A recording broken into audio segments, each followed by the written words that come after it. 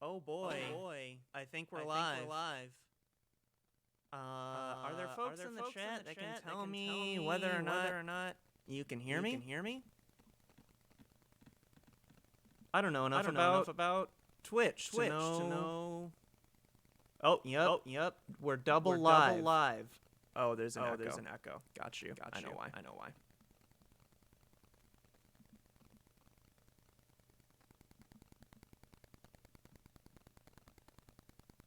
Wheels, do you perhaps have the stream open on your computer? I don't think I have the stream open, but let's see. Hold on. Give me a minute here. Okay.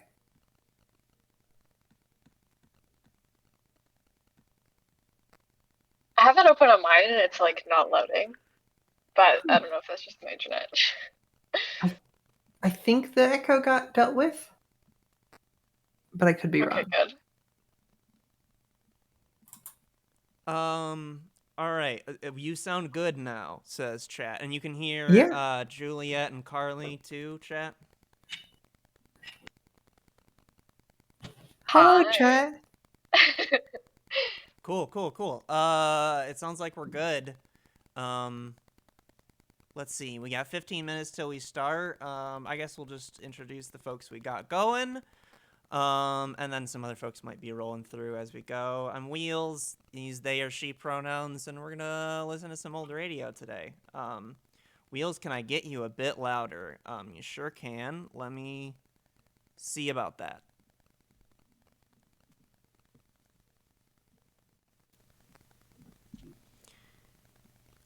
Is that any better? Am I any louder here?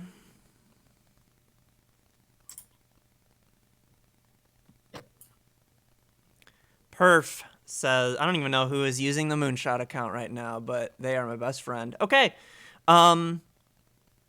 Yes, like I said, I'm Wheels, they or she pronouns. Juliet, you want to introduce yourself next? Sure. Hi, I'm Julia. I use they and he pronouns these days. Should we talk about our experience with 1940s radio, or is that after we introduce ourselves?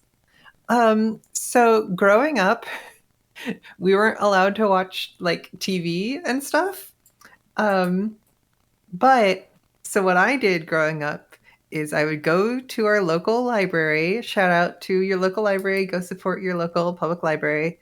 And I would get cassette tapes of old radio shows. Yeah. And that was my entertainment as a child, which seems extremely like isolating, but weird. I mean, there's a whole weird stuff. As we're gonna get into today, there's a whole weird world of it. So I mean, it's not like you were isolated in that. There's a whole world of whatever was going on in 1946 for you to listen to. And so I like The Shadow. I found The Great Gildersleeve to be extremely boring almost all the time. But the real sweet spot for me is the George Burns and Gracie Allen show. Yeah. The Dove soap era is fine, but the Maxwell House coffee era I think is my favorite. You can truly tell, like, the sponsorship eras is truly important to old radio. Let's get Carly introduced so we can just get Carly in the mix. Please do. Say hi, Carly. Yeah, Carly. I'm married to Wheels. That's my credentials here. Yes. And yeah. You want to hit us with your pronouns? Oh yeah. She and her. And it's your birthday tomorrow, so everyone say happy birthday, Carly. Happy birthday, Carly. Thank you. I'm 30 tomorrow. Gosh. Okay, I am having trouble connecting to the Moonshot Minecraft server. I'm not exactly sure why. Y'all just want to vamp for a little? We got time anyway till the scheduled start time of our first show. Let me just figure that out. Y'all want to chat? Carly, you've listened to old radio too with me. You want to talk about how you've enjoyed being subjected to that? Yeah, so it's funny because it's not something that I previously would have thought to listen to my own volition, but it does remind me a lot of my grandfather. It took him a long time to adapt to watching TV, and he listened to radio a lot, and we used to listen to old rounds of old video shows together. So I'm losing. You're getting unclear for me, Carly. I'm not sure exactly why. But you're Carly, you've gone full robot, unfortunately. No. It's better now. I don't know what you changed, but I don't know. It's just the internet, I think. You sound fine now. I think it was just momentary there. Cool. Oh, look who it is. We got a Riley joining the chat. Riley, you there? We do. Yes. Nice. I just got a D update to get onto the Moonshot server, and then we can get rolling here. Do you know how to do that all right? I'm figuring it out. I can tell you right now, you open up that Minecraft launcher, baby. Uh-huh. You go to the bottom left where it says latest release. You click that drop down. Actually, I lied. You go up to the top left where it says installations. And then you click new installation. Yep. Bada bing. 1.19.3, baby. Okay. Wait, do I want 1.9? 1.19.3, yeah. You got it. We are an update behind, and that's beautiful. Okay. Okay, so I should hit play. Riley, what's your experience with 1940s radio programs? So I know Johnny Dollar because back when I was listening to a lot of One Shot, my friends were all getting really into it. I cannot explain why, but I listened to that insurance individual just go around and do what I guess is actually insurance shit. That show is great. It is one of the longest running shows from kind of from the later era of the golden age of radio drama, and it had a really long run. It was translated into multiple languages. As I understand it, there was a very long-running Iranian adaptation of Johnny Dollar, which, boy, I wish I spoke the language to get my ears on that puppy. But yeah, it's great. It's just great to see some insurance investigation happen. Yeah, insurance it's important. Everyone's always I wish I knew what my insurance broker was doing. I wish they were solving crimes. And Johnny Dollar gives you that. And goddamn it, I think that's beautiful. We are almost Minecraft ready, I believe. It is launching. So I think I'm going to do is I'm going to just do my little spiel for the first show that I'm going to play. And then we're going to get listening to it. Let me pull up my notes.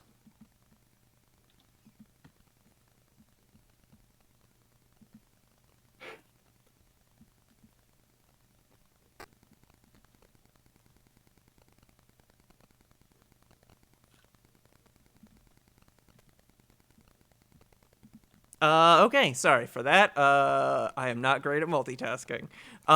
So we are going to start with this is just my favorite show. It is not the most important show historically, but we got to start with my favorite because I'm running this.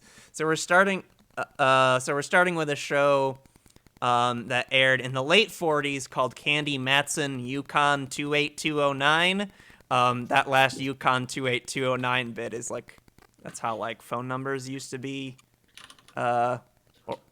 formatted. Anyway, that's why it's called that. But this episode we're about to listen to is called The Cable Car Case.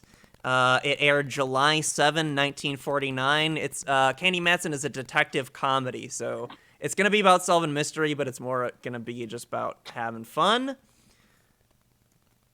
I'm so looking forward to this. Okay, now I got my little history spiel. This one also serves as a bit of a cautionary tale because of the 92 episodes of Candy Matson that were produced for the West Coast NBC stations between 1949 and 1951. Only 14 of them still exist today. So, I don't know, just value archival work in all its forms. because, boy, there's a lot of good audio that we don't have because of that. This is why we need to fund space exploration. Wait, hold on. No. Let's see where he's going with this. Let him cook. I mean, do you guys know, like, okay, so you know how Doctor Who's been around for forever? And it's been around so long that there's, like, huge amounts of Doctor Who that were just lost. Some of which has been reclaimed because it has bounced back from broadcast off of astronomical bodies. That's incredible. Wow, that's amazing. That's an extremely Doctor Who way to solve that I don't issue. know if radio works like that. I admit, I really don't know what, like, interplanetary and interstellar, like, what happens to radio waves in a vacuum. I am not, I might be an expert in many things. This type of physics is not one of them. But, you know, it's possible that some asteroid belt out there has the waves of Candy Matson Yukon 28209, episode 25 through 26, just like going through it, you know? We can only hope. Let's see. Okay, so back to Candy Matson. Yeah. So this was created by a husband and wife duo, Monty and Natalie Masters. Monty served as the writer, producer, and director, and his wife Natalie was the eponymous Private Eye Candy Matson. We also have in the cast Henry Leff plays the police detective Ray Mallard, who is also Candy's love interest. And we also get an actor named Jack Thomas as Candy's gay best friend, Rembrandt Watson. It's going to be great. He's like a broke socialite photographer. He's amazing. Really, Rembrandt, like the painter? It's spelled exactly the same. Amazing. Is the chat telling me that I'm not sounding okay? Can we all hear me all right? We can on your side. Let me... it looks like the stream hiccuped for a second. I'm trying to see if it is. All right. Well, I'll just keep going. A few seconds behind. Great. I think that's about it. Yeah, let's just get into it. Let's listen to Candy Matson, the cable car case from... What did I say? July 7, 1949. Give me a second. You're about to hear it play. Great. It looks like the stream seems to be going smoothly from... Now let's move up to the 1950s with Candy Matson, played by Natalie Masters on the cable car case. What about chat? Can you hear Do you have a little Candy Matson unsolved playing murder all right? in your home? Got some blackmail you want to unload? Are you the victim of some vulgar extortionist? All sounds seem okay. All right, let me just She may not plug be in, the 'cause greatest apparently private my eye in the battery's world. low, but So then I'm what going if to it start does cost you Minecraft. $300 or $400? She sure is sweet.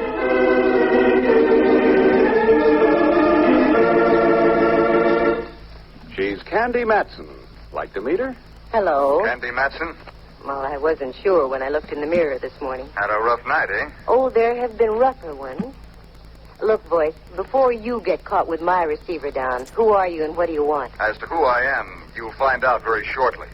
What I want is you. How romantic, and over the phone yet. Let me finish. What I want is you to lay off that cable car business. Oh, that? Well, I'm afraid I can't. You see, I was sitting beside him when they discovered his transfer had been punched sort of permanently.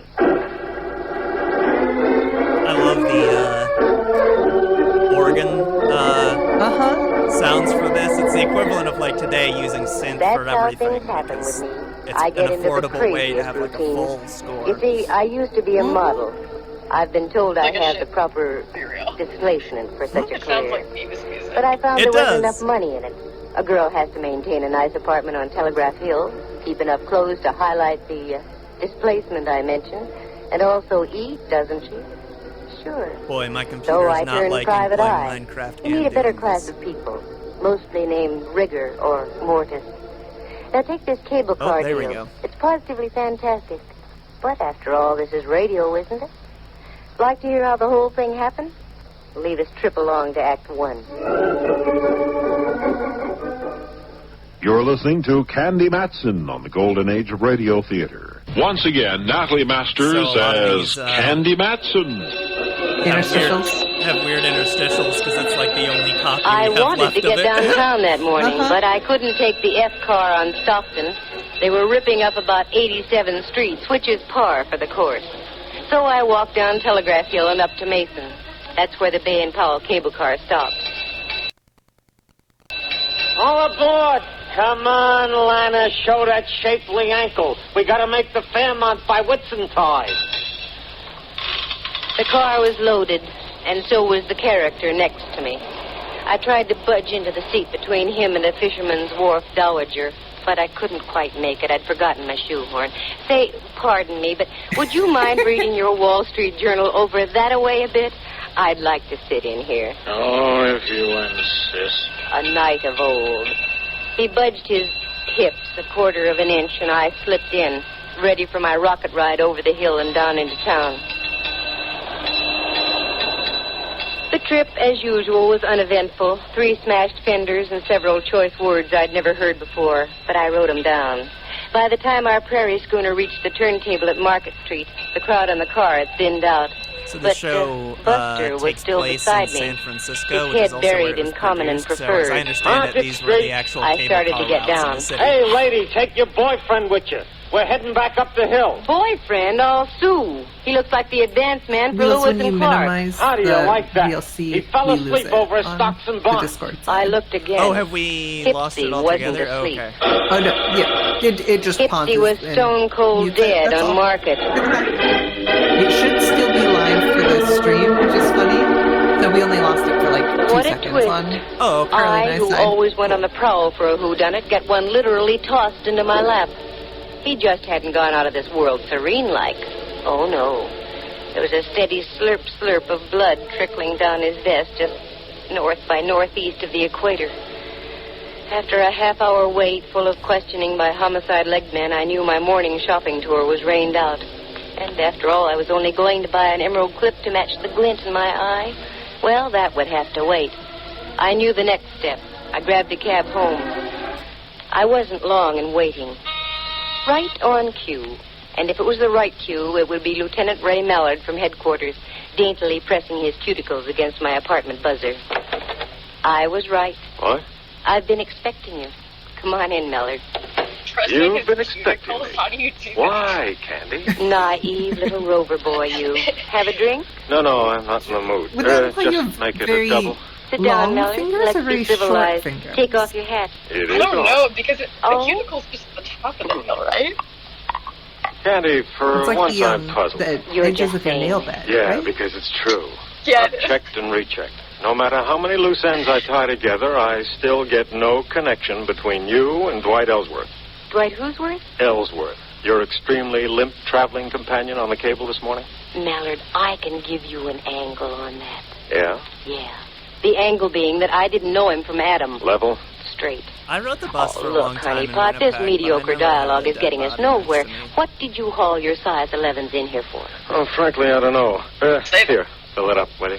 Well, you're not just going around in circles, Mallard. You're going around in doubles. Yeah. I can't even Like think the I've last said time I before, was, Candy, you've got a pretty view from here. surprisingly next to a Wait dead till I body. turn around. I mean from your window. Look at that ship down there, just docking. Where? Down there. There's romance for you. Probably just in from the Far East. Here's your drink. Oh, thanks. You know, it is sort of romantic. Don't you think it'd be fun to jump on a tramp like that and whisk off to the South Sea? Hmm? On a honeymoon? No. That's what I thought. South Sea. Mallard. Don't call me Mallard. Why not? We're just playing for ducks, aren't we? Oh, very crisp. Playing for ducks. No, Candy, we aren't. Not in this case. We've got a dead man in our hands. Rudy Toot shot right through the heart. Trying to play with was sitting next to him. trackpad Sure, and also sure. low Go frame on, now get rate, out of so here. don't judge Or me if too you hard, heard Jack. me, lift your hindquarters and get back to headquarters. Candy, I don't like that look. You've got something on Because your I'm gonna mind. be honest, Yeah, but you wouldn't I don't know recognize how it if much I they're told you getting about of the it. Minecraft. One word of warning. Don't dabble. Oh, that's You're in valid. deep Maybe enough. I should just Got it. give Got them it. a little Here's vista your hat. here Grab as it. we listen. So long, Mallard. See you around a jailhouse sometime. Five-o-fum. 'Twas then I smelled the big fat sea. That great, big, kind of attractive, Mallard. He missed the boat. Oh, he saw it, but he missed it. It was that ship he saw docking. That was the first time I came out of the dark since my Tunerville ride down the hill in the morning. I needed help, so I called an old friend of mine, if you can call that help. Rembrandt Watson was his name. He was a photographer and other things. He spent most of his life in the darkroom dabbling with bottles. His negatives and prints were sharp. His thought processes not quite. But he'd given me assistance in the past, so I called him. Rembrandt Watson speaking. Photography, portraits, and camera work. Yes, Rembrandt, I know. Also available for gardening, janitorial service, and babysitting. Rembrandt, it's Candy. Especially at the over 21. Who? Candy? Now you're tuned in. How dare you, baggage. I was experimenting with a new type of formula. 90 proof for 100. 100. And Candy, it works beautifully. There's a delightful little pixie in a pink ballet skirt in my living room. Well, leave her there and get over here immediately to my place. Take a cab. I'll pay for it. Much rather have a handsome carriage with a good. How are brace of you? chestnuts. You've got him in your head. Now just do as I say and get over here. Oh, yeah. How's the Minecraft? As good as it can be with a trackpad. Gotcha. Kind of an ambitious choice in some ways. Float But in, Candy Matson Rembrandt. is Where's the man fascinating to so take me far. cloak, gloves, and topper? You're We're wearing meeting, a sport coat and slacks, and you know I have no our man. female Therein private lies your detectives, basic trouble, my Gay dear. Watson. You have Best friend, no I think. man. Now, Yeah, Literally that's a Rembrandt. perfect Every man Rembrandt should have a Watson. woman, every woman should have a man. It's the incontrovertible boy. law of the universe. Candy, you should have a man. You. Sure, I'm no longer a man. I'm a sprite, transcending the world. Well, and stop transcending a moment and come down to earth. We've got a job to do. How poetic. How idyllic. I'm We've no got longer a a job man. to do, I'm a sprite. For money. It's so relatable. Oh, one of those. McDonald's sprite. Very well, my dear. Bring me up to date. Well, I'm I not a don't man. really I'm like know if I battery. can or not. Good. And I Why shall is it leave so and return spicy? to me formula. Oh, no. What I mean is, the whole story is so fantastic you'd never believe it. I might. Try me, Candy. Well, I get on a cable car and sit next to a character reading the Wall Street Journal. A strange coupling. A cable car and the Wall Street Journal. Yeah. And when we get to the end of the line, my friend next to me is dead. Probably the ride down the hill frightened him to death. Uh-uh. He looked like a used punch board. He had a neat little bullet hole through his heart. Candy, my little ballerina friend in the pink skirt is more believable than what you just told me. I told you it was fantastic, but none of how it happened. Now, sooner or later, Mallard is going to come out of his fog. And when he does, I'm going to be out of a fee. A fee that so far doesn't exist, my pretty. It will, if my hunch is right. Now, here's what I want you to do. Go down to the Chronicle and get all the back files you can on Southern Islands Steamship Company. The Chronicle? A pleasure. I have a few questionable companions there who indulge in formulas. Stay away from those companions and just do as I ask. Very well, my dove. I go, but entirely against my will. And where will you be? Around town, Rembrandt. I've got to do some legwork. Let me assure you, Candy, you have just the right equipment for it, too. Yeah, there are a lot of jokes about how hot Candy is in the show. Which, like, given that it's written by her husband, it's kind of funny in, like, a wife guy sense. What a joint. Did I bet she they earlier mount describe skullets her, on the like, walls feminine instead wiles of as her gearheads. disposement? Well, come on, I'm Candy, probably get sure your she tools out and meant screw by up your that courage. word. I'm not sure either. Miss, what'll it be? Nothing Jack, can right we at the still moment hear everything except okay? I'm so information. paranoid. Information, water, both free. What do you want to know? Well, I'm looking for the purser off the Dwightsonia. I hear he does his shore duty in here. That's right. Name Campbell. That head on the table over there belongs to him. Where the stream is at right now, Irma just joined. Ayo. Oh, wow, I don't know how there's Hello, that much of a sailor. delay, but whatever. I guess it doesn't really Hey, matter. Campbell. Whenever we drop Wake up. frames, it buffers stuff. Come on, a little snap bit. out of it. Who are you? What do you want? My name is Candy Matson. I want to ask a question. But I'm only drinking. obviously our audio Go and away. video. Not are until I things find out that what I just, want to know. You know, chat is in Dwight the past, that's Ellsworth all. was murdered this morning. What? I thought that would bring you to. Huh? Thank you Well, for that's the reminding me. I should nicest probably news have I've chat heard since pulled up as VJ well. Day. What do you want to know? Where does his Gotcha. brother live? That stooge. He's got about as much spine as a water eel. Never mind. I want to find him. He seems to keep his whereabouts as secret as an atomic stockpile. The whole family ought to be knocked off. He lives out in Seacliff, 25 Dashel Road. Good. Bartender, buy my friend a little reward. And one for yourself, too.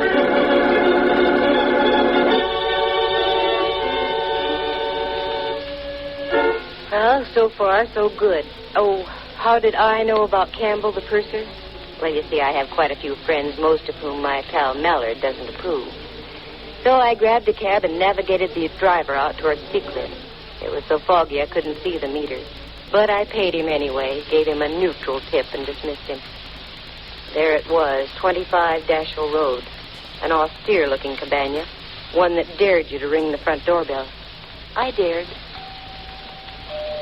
I had the awful feeling I should have been around at the side door delivering hand laundry. Good evening.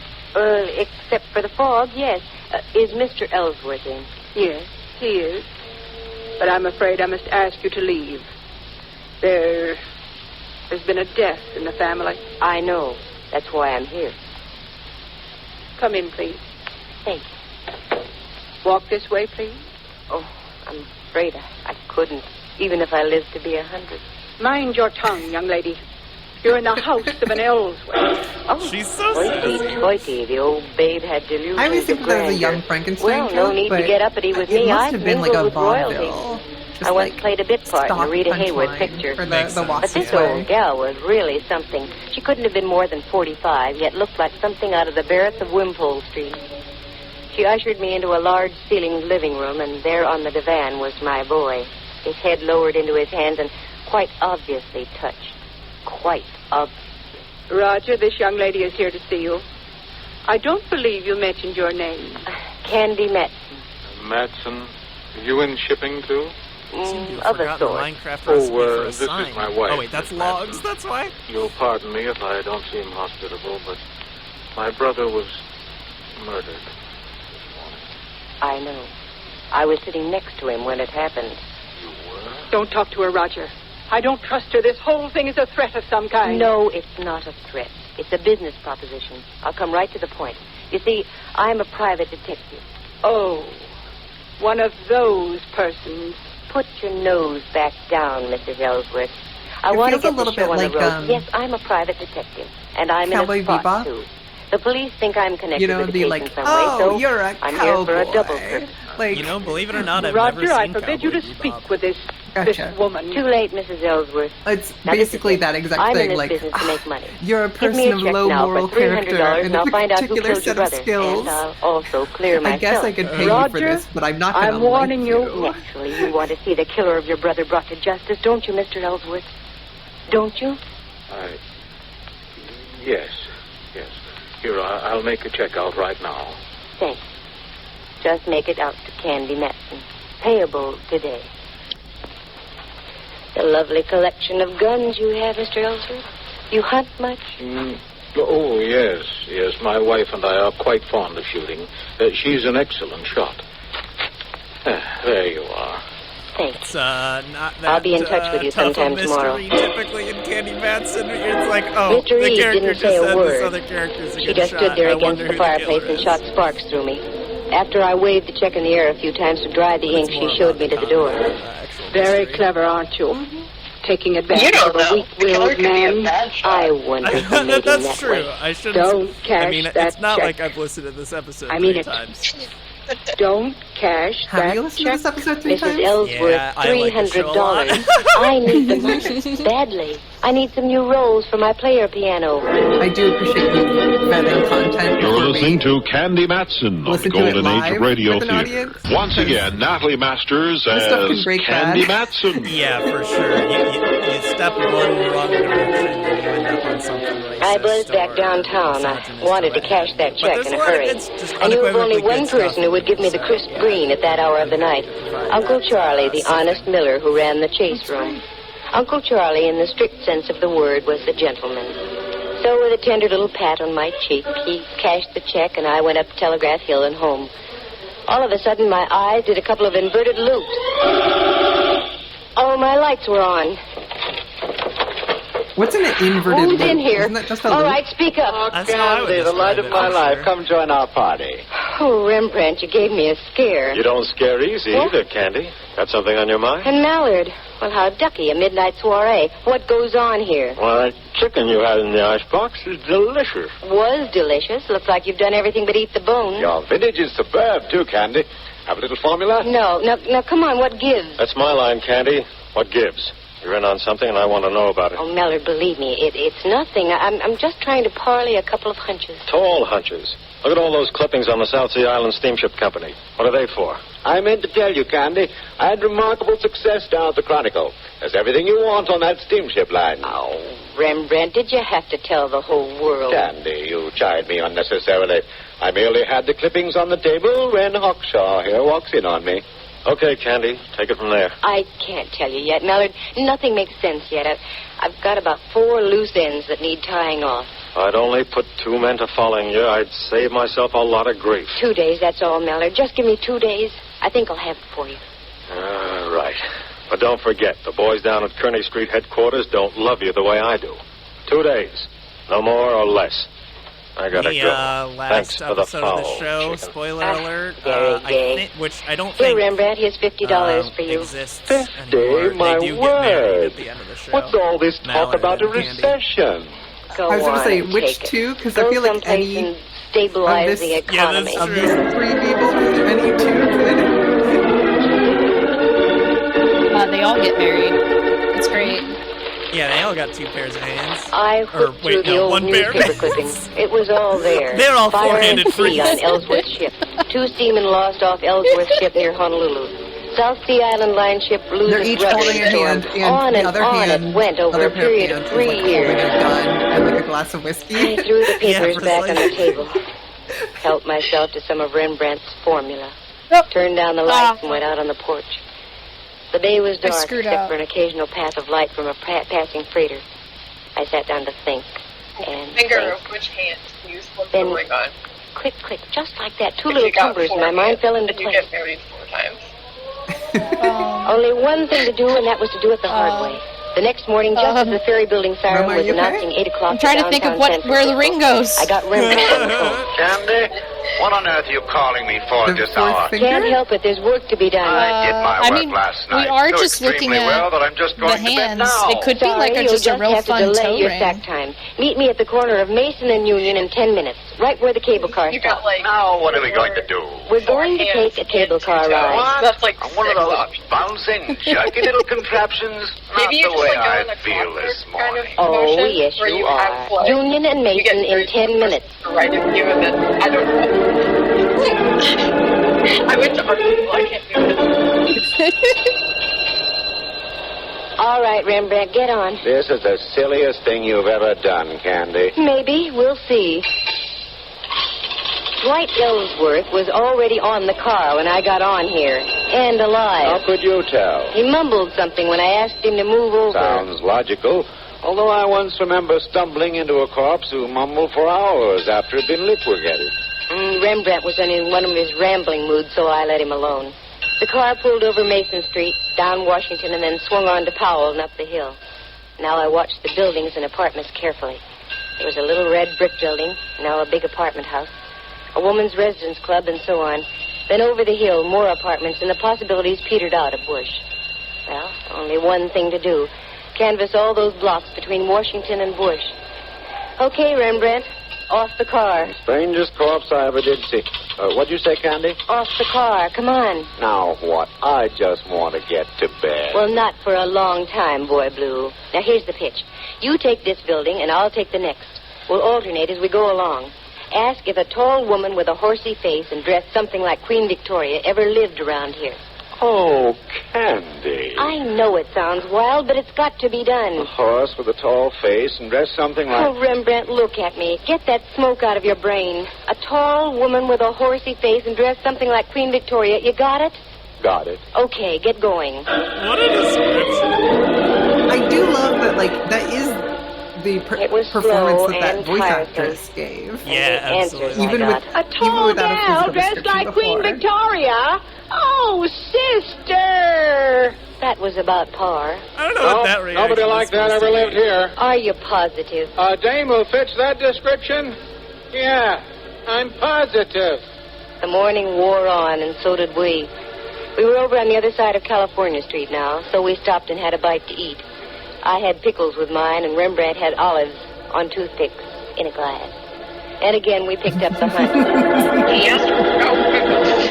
My heart was suddenly making a little rumba.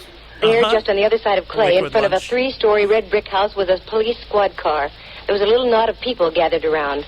Daintily lifting my criminal, and I didn't Mel Patton down the block and up the front steps. I didn't have any trouble finding the room. The door was wide open, and there was a body on the floor. I don't know whose 4 representatives of the law were buzzing back and forth. Or if this is One like, of the buzzees was Mallard. Well, my little ambassador of violence.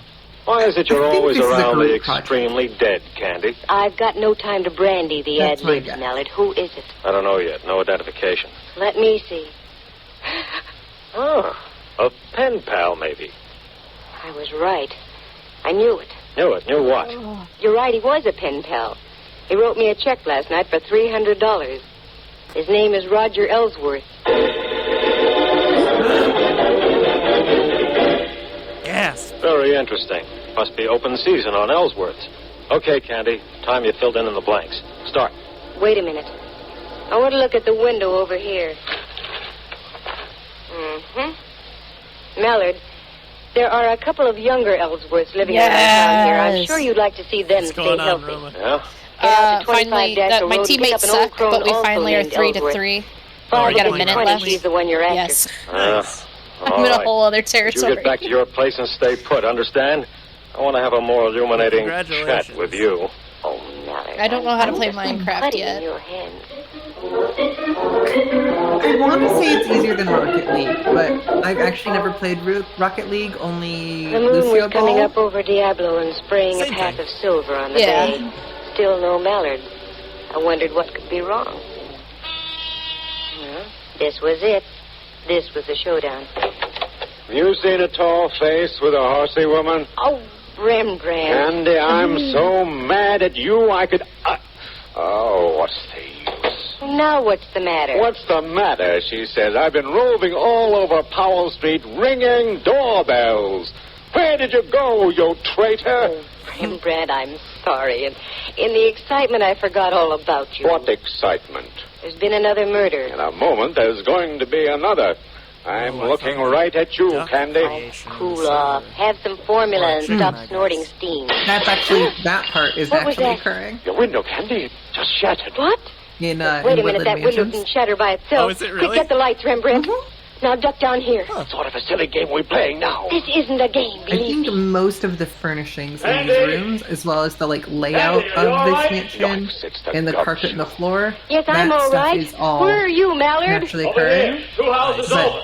We've got your girlfriend There's typically some pretty scary enemies inside here. Okay. That hopefully the previous coming down Moonshot patrons have any play cops and robbers. I'm not coming down until I get that candy mask.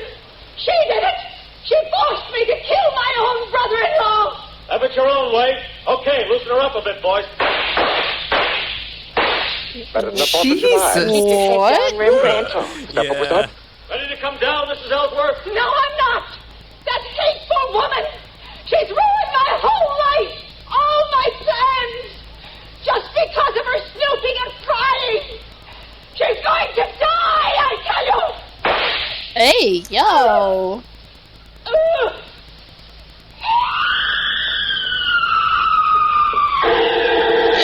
That's a good scream.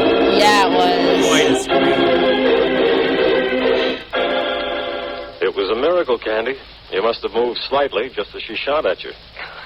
It was too close, I can tell you.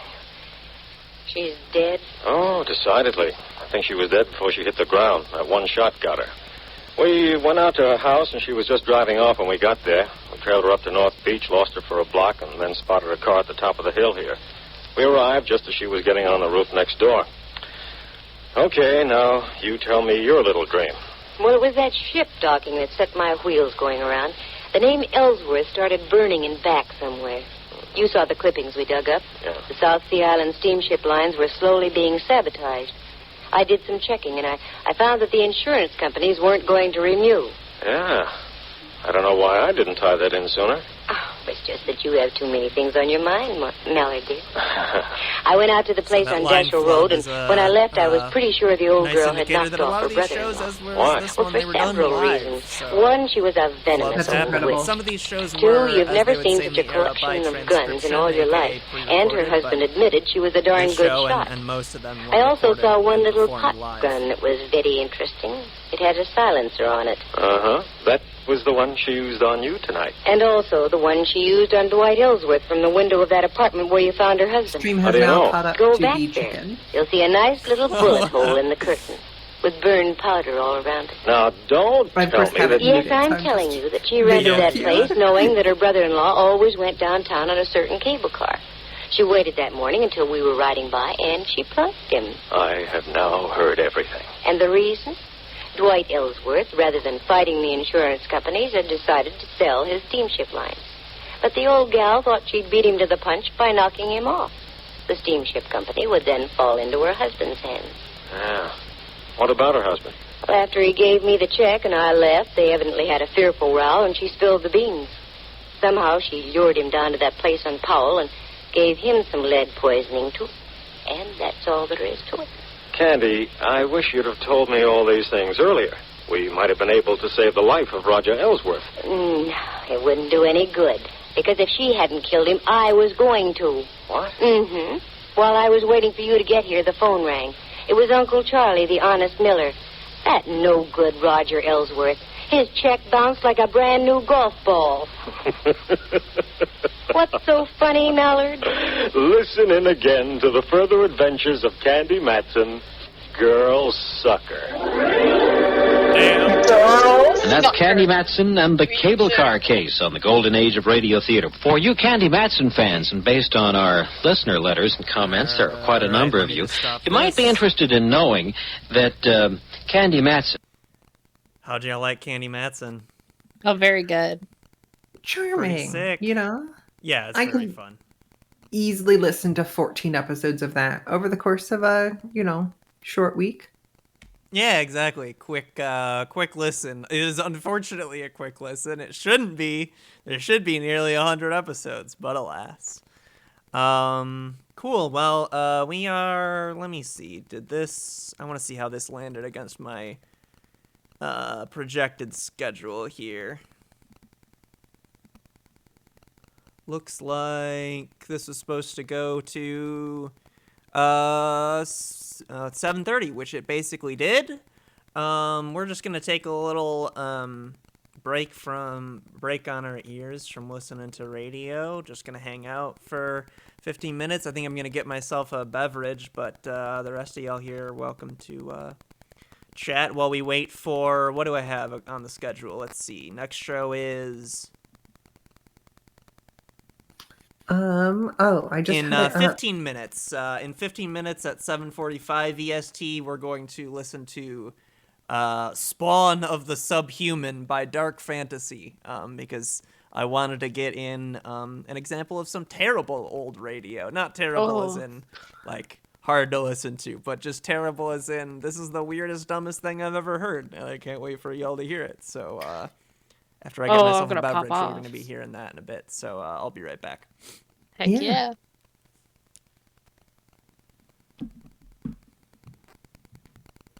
I'm trying to think if I had to make a comedy mystery following a classic kind of noir story structure, or I feel like it was very popular in the late 90s Y2K era to have lighthearted female detective mystery novels as a thing, kind of the pre-Quillerin sort of era. I'm trying to think of how much of a twist, how complicated I would give something. I would make something, because there's only so many characters beyond your stock characters that are there every week that you can include. And we met 3 characters only one of them we even learned their name after he was dead. And everybody we met who got named either died or was the murderer. They're not going to have any cameos. And so it's like, rather than having this like wide cast, you're going to meet 3 people. One of them is going to be dead. And then it's a matter of, did one of these other 2 people do it? If so, who and why? But like, you're not really going to be able to pull it from the context. You're like, it's not like somebody listening at home is going to be like, I know the Ellsworths must own the steamship, the South Sea steamship line or anything. Like, that's not something that they could know. Yeah. The mystery tends to be pretty bare bones. It's just basically an avenue to get them to do the kind of witty back and forth dialogue that they like to do. It's much in detective comedy. The emphasis is much more on comedy with Candy Matson. Mm-hmm. Yeah, I feel like it's like they introduce like 2 or 3 characters, and then one of them is kind of sus, but then it ends up being that the other one is more sus. Yep, you got it. Let's see. Should I just get started with the next episode a little early? I don't think anyone's going to be mad at that, will they? That this tweeted schedule's a little different? Makes sense to me. Plus I need to do my whole intro spiel. So let me pull up my notes for our next show, which is Dark Fantasy.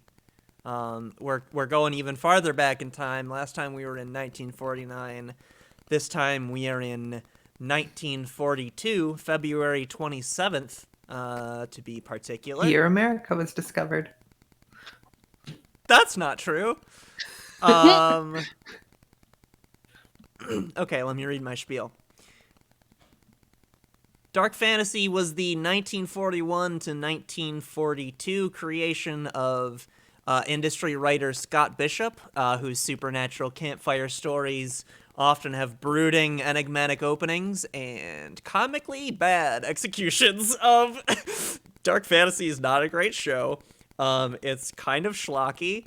I find it very, very funny, and it's the type of bad where there's no way you can predict where it's going, which is my favorite type of, like, B story to make fun of, which we're about to.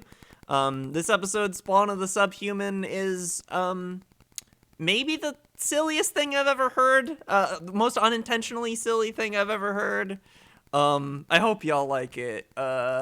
It's a real ride, especially by the end. Any last words before I subject you to Scott Bishop's Dark Fantasy from 1942, February 27? My biggest question is, and this I think goes for the next 2 segments as an open question, is how likely is this thing to cause me nightmares? Oh, sure. What the spooky level is. You might want to dip before, not this one, but the next one. That one's like actually kind of scary. This one is I would be surprised if you or anyone in our audience was spooked by it, because it is goofy as heck. This one you're fine. The next one might get a little scary. But we'll get there when we get there. But no, I don't think you should be too worried about Dark Fantasy. But when we get to Quiet Please, that might be another story. Oh, and I think it probably goes without saying, but it's worth saying that we here at the Moonshot Network do not condone or espouse a belief in subterranean subhumans or of course, yes. That's a good disclaimer. That these are historical documents. I've picked ones that should be fine to air, but yeah, there's some problematic aspects of that title for sure. That we don't condone, but luckily it doesn't really get into that. His titles are never very descriptive, and this one is no exception. One of my favorite things is watching a Netflix show and then the summary. I want to say I could be wrong, but I think it's like DS9, where the summary is just like whatever happens in the first like 60 seconds of the episode, not what the episode is about. Right. Yeah. And that's kind of the feeling with a lot of these dark fantasy episodes. It really feels like the writer was making it up as he went along, and who knows where the title comes from. And they're always like really like in a modern day they would be like very clickbaity titles, which is very fun.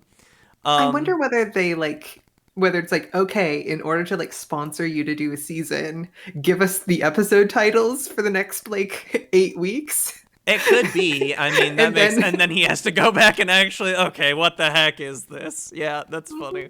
Could be. I know a lot of people who do like talks at, you know, panels, academic conferences and stuff like that, and you have to submit the title so early that you're like, I don't know what I'm going to talk about. I don't know what the research is going to show. I don't know like which thing I'm going to do. So you just have to really like speak in these abstract terms and then make a vague but like a compelling title that you can spin later. Yeah. Cool. I think we're getting into it. Y'all ready to hear Spawn of the Subhuman from Dark Fantasy? Cool. Yeah.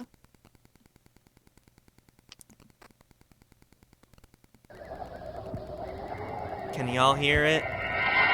Yes. Great. Oh yeah. Very scary. Fantasy.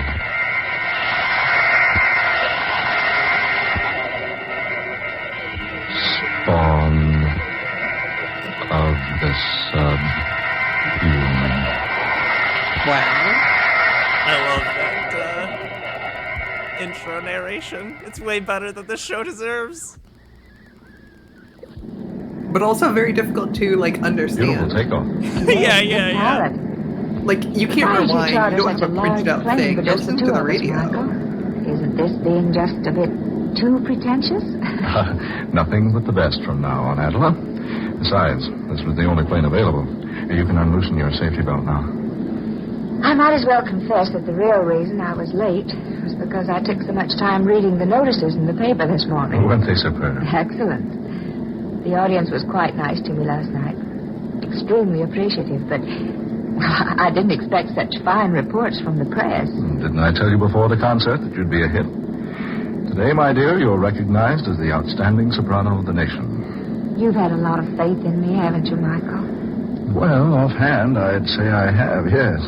You spent a lot of money to make me a success. Don't worry. I'll collect every cent of it back if we get as good houses as we had last night. Michael. Yes, darling? Do you feel, well, rather strange? Strange? No, dear. Why?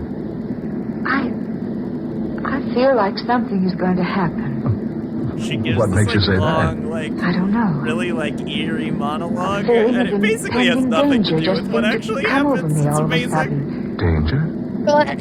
What possible danger could we be in? I don't know. Congrats. It's like... Thank you. Like someone had spread a shroud down over this airplane. Oh, now that's a peculiar way to talk, Adela. It's the same sort of feeling I had that day Stefan disappeared. Stefan Wilder? Yes. Adela. I was riding in my car that day. I'd been to a matinee with several of my friends. We'd had a glorious time. I was quite happy. So I drove out into the country with the top down on my car. The wind was blowing against the car, just as it's blowing against the plane now. And the sun was glistening on the bright metal of the car, just as it's glistening on the wing out there. Darling, please don't think of that now. Oh, it was a lovely day. Just like today. My heart was very light. I was happy. Thrillingly happy. Stefan and I were to be married within a week. Adela, please. And then, for no reason at all, I had that strange feeling. It just came out of nowhere and settled down around me like a huge cloth might cover the body of someone who had just died. Don't talk that way, darling. It was the strangest feeling I'd ever experienced. weird. Of course, if we didn't have the title of the show, just be like, it gave me the feeling that's that depression. 100,000 evil spirits for sure. racing at a maddening pace behind we all my been car, there, lady. trying to catch up with me, clutch me in their bony, fiendish hands. That was so long ago. 5 years. So long ago. Seems like yesterday. Then, when I speeded up the car, something began to pound in my ears. It's pounding there now, Michael. It's pounding there now. Adela, please. The faster I drove, the more that evil shroud hung over me. I gave the car more gas. More. And then... When they found you in the wreckage, they thought you were dead. I couldn't make the curve. The motor had reached full speed. I could think of but one single danger. The invisible danger that raced there behind me, striving to catch me in its hold. There was no one. Nothing. Oh, but there seemed to be. And what was so strange, all of a sudden that bright day vanished. Just vanished. Clouds came out of nowhere and hid the sun from sight. Darling, I better pull down the shade on the window. Oh, Michael, wait a minute. Look. Look outside. Clouds. And? We're flying below them. Yep, we are in the And they sky, completely lady. blotted out the sun. The sun will be out in a minute. Oh, it's just like that day. Clouds hiding the sun. What, just there were like clouds they did that then, day. too? What a Oh, coincidence. just a coincidence. Dark, dreary clouds. Followed by loud bursts of thunder. Listen. Oh, Michael. What does it mean? Nothing at all. Just a thunderstorm. Pilot will go up and fly above it. Why didn't he go up above the storm when he saw it? Oh, I don't know. Because he didn't see it, that's why. Certainly he did. No. Oh, it came up. Just like that day 5 years ago. Out of nowhere. It came up before the pilot was even aware of it. Oh, nonsense. It wasn't nonsense 5 years ago. First clouds, then the thunder. The show was made began out to of rain. Kansas City, I Well, believe. look for A lot of yourself. these shows It's were not just raining now. regional. It's nothing just but an because of the electrical nature storm. of See, we're going above radio it. was Michael, broadcast I'm back in the day. frightened. There were a lot of There's these nothing to regional be shows. frightened about. Dark There, Fantasy just look. happens to be one There's of the sun again. those shows that we have a It's lot all of so episodes strange. for. That feeling. The clouds hiding behind the sun. The thunder. Sure, but no rain. Mr. Brown? Oh, Michael. Darling, just the pilot talking to us over the talkback system. Push that button right there so I can answer him. Mr. Brown? Miss Rhodes? Yes, pilot, what is it? Don't be alarmed about the storm. We're above it now. Oh, yes, thank you. Just an electrical storm, isn't it? No, sir. It's more than that. It's raining cats and dogs down there. Michael. Rain. Oh, Michael. We're up above the storm. Nothing can harm us here. You remember, don't you? I never saw Stephen Wilder again after that experience I had 5 years ago. So is her new fiance gonna disappear from the plane? No one ever saw him. That'd be a good guess. That'd be a fun way for this episode to go. You're gonna have to keep guessing as to Please, where darling, don't think this about it anymore episode today. goes. You're tired. Is the Perhaps a little rest would do you pilot good. a monster? Yes, you're right. You're a lot closer. Just like that in the back then. Oh, Honestly, sweet, there's nothing to be worried about. We just happened to run into a storm and you thought about that old experience of yours. I wonder, Michael. It's me. I'm the monster. Yeah, I wonder if Roma we did shows just up in the back happen half. into the storm.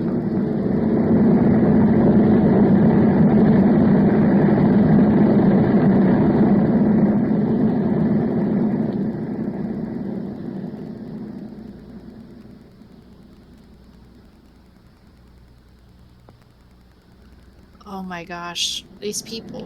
Let me have the ball. Got some ball hogs in your world, Roa? Michael, where are you, darling? Over here, dear. Did you have a good You can sleep? tell how much the script is just killing time. I did sleep after all. When you find out what Why are the lights out? plot I is turned them off actually so you about, could you're going to sleep be as like, long why as you were we could. on the Yeah, I'll switch plane them back so on. long then? There. What time is it? 9:30. 9:30. Oh, Michael, I've been asleep more than 8 hours. I thought you'd never wake up. It's after dark, and you've had the lights off all this time. That's when Wheels goes to bed. Well, Shut up. I better admit I got a little sleep, Yeah, too. I mean, Well, now. yeah, same. Very Oh, same. I'm Gotta famished. get my 10 hours. You know, I can't It's like imagine 6 what made p.m. me They're like, sleep so I'm long. We tired. landed Centella. We can get Sometimes through I'm there. tired. Have we What can landed I at all say? since I get sleepy. retired? No, we're circling now. So Well, that's Centella down there. They It's better pretty up a bit. inconvenient being, This you know, in is the a secluded part of the Midwest or country, East but you Coast never know time, who you're going to run 'cause into. if you go to bed at like 9:30, then you just frankly miss out on anything PST. Yeah. But that is life.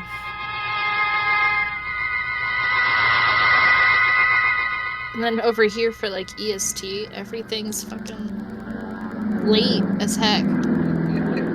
It's center of the world here in Central Standard Time. It's not actually because of the time zone, it's because we live in Winnipeg. Centella. How long before we're in Monterey? Oh, about an hour. Did you get good Where is reservations? In Canada? Oh, Yeah, you Yeah. got it. that was a nice Winnipeg, place. Manitoba, Canada. Certainly a rough landing field, though. Well, it's not actually a landing field. We had to land someplace to refuel before we got to Monterey, so I picked Centella. I enjoyed it. Quaint little place. It's a funny thing, Michael. Did you notice the plane? What do you mean, dear? It didn't look a bit like it had been in a rainstorm. I thought you'd forgotten all about that. Of course, it didn't look like it. We flew above the rain before it started. Oh, yes, that's right. Well, if you don't mind, I'm going to spend the next hour looking through my fashion magazines before we land at Monterey. Wait, are we not in the plane? Or did we get on a different plane? They stopped to refuel at a town, and now we've gotten back on the plane. We are still just doing plane logistics. Just killing time. And we're heading to Monterey, California? No clue. Doesn't really matter either. I think we're gonna get into the turn. Should of we this be episode. over water? Water? Well, no, of course not. Well, we are. There's water all around us. Well, let's see. Why, Heaven, Adela, you're right. The pilot's off his course. Surely you must realize it. Oh, you better go up and find out. Yes, I will. I'll be right back. Hurry, How many Michael, people are for on heaven's this sake. plane? Right. I think it's like a private one. Door to the so I pilot's think it might cabin's just locked. be two of it because she's like an upper I say, star. pilot. Okay. Pilot. What's wrong, Michael? Oh, the door to this cabin is locked. Curtain over the windows pulled down inside. Pilot, open up. Look, he's raising the curtain. Michael! Good Lord. A thick, hairy arm. Michael! That's not our pilot at the controls. It's a monkey. A gorilla. Oh, Michael. Has this ever happened to you? No. No, it's true. A live gorilla piloting our plane. But that's impossible. No, the door's locked. Open this door. Open up. Michael, We got apes on the plane. We got apes on the plane. Apes on a plane! I'm tired of these. An expression on his face that almost human. This is fantastic. How in the world did we ever come to be in the air with a creature like that? We had our regular pilot when we landed at Centella. Yeah, I saw him climb basically. down out of the cabin. So did I. Instead of like holding the never woman did see him and again before we swatting at took the off. planes on the Empire Naturally, State his back was Building, to me when I gave him instead the it's go-ahead like signal. inside the plane. Uh-huh. So would we call it Air Kong? We're over land. Oh, that's Bringing the plane down. I was trying to make like a 9/11 joke out of it. That's funny. Not for stream, Carly. They're on the Can we stop ground. it around to make it Absolutely calm perfect air? landing. Hey. He's unlocking the door now. Michael, what's he going Don't to worry, do? everybody. Just take it easy. Winston Overwatch Don't get is flying the excited. plane. Whatever you do, don't run or make a fast movement. Don't let him I was know going you're in the afraid other of him. direction of the orangutan from JoJo's Bizarre Adventure Part 3, who was You do, actually don't the let him know ship. you're afraid of him. You don't have Oh yeah, I to be afraid think of I've him. actually heard about that. Now that I'm a Is JoJo it fan. orangutan? Is Of course I talk. I've never heard of that. What? We're a couple of just fools, sounds as Angela. bizarre as anything Just else. our pilot playing a trick on us, dressed up in a Yeah, monkey. There is no trickery. that orangutan had I am not the, your I think it original was the pilot. strength. I joined you at Tarot Centella, card? where I came to meet you for Dr. Yeah. Luther. Doctor And so it was an entire Dr. ship. Luther. Yes. He's waiting for you. And if you're Come, interested to follow learn me. more about tarot, check Steady, out darling. learning tarot together on the Moonshot Podcast Network. Here's the doctor Please now. do. Well, step in. I see you brought our visitors. Yes, Doctor. Yes, just as I directed you. Welcome, Adela Rhodes. Are those carrots? And welcome to your lovely, lovely voice. I say, look here. And welcome Is that to you, copper Mr. ingot Brock. or carrots? I'm so sorry yeah, that would be of no assistance to me. They've changed the However, you may be interested in... well, actually, copper is newish, but Now, they listen, changed Dr. the look Luther, of all I want to know what this is all about. You will learn To what make it's it all so about. that And without if you're, delay, I you're assure totally you. colorblind or Exactly. low Come, step resolution in. monitor, you can still Don't be see. so inhospitable. That's Show our cool. guest into the laboratory.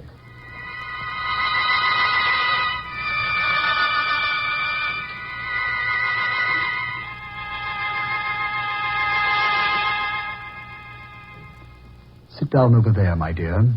Over here, It would Mr. also be Brock. cool if that was carrot. Dr. Luther, I demand an explanation. Where are we? Like, I can Why see have you it. brought us here? You're too full of questions, Mr. Brock.